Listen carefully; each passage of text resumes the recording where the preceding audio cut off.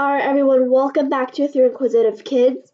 In this problem, we're going to start our topic on prime factorization, which is a huge part of number sense problems if you think about it, because a lot of the times we're going to be dealing with prime numbers because they're so special in some cases.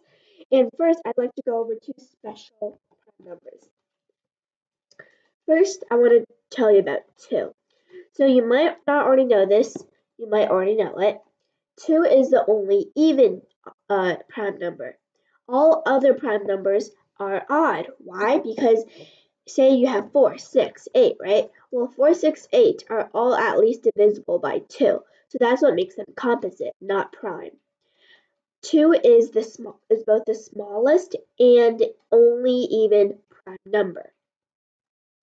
Now, our second prime superstar is 5, because any other number that ends in 5 is not prime, or 0 for that matter, but if a number ends in 0, it's even.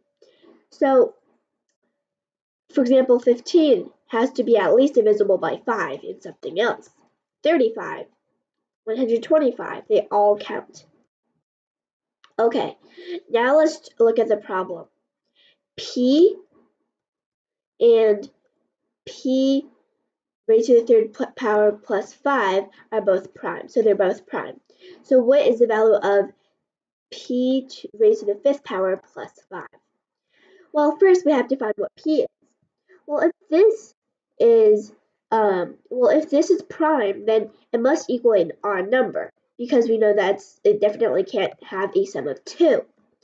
So if this is odd, and we know that 5 is odd, remember, odd plus even equals odd. So the result of P raised to the third power also has to be even.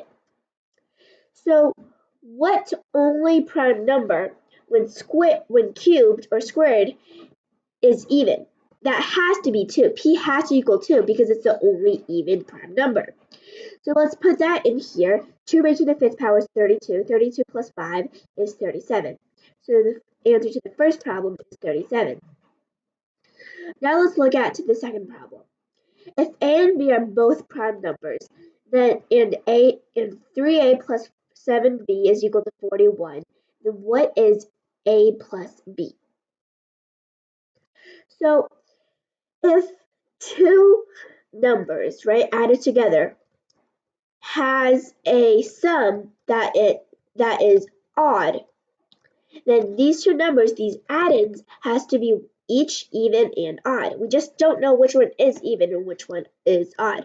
So let's first assume that this first one is even and the other one is odd. Well, if that's the case, then a will have to equal 2.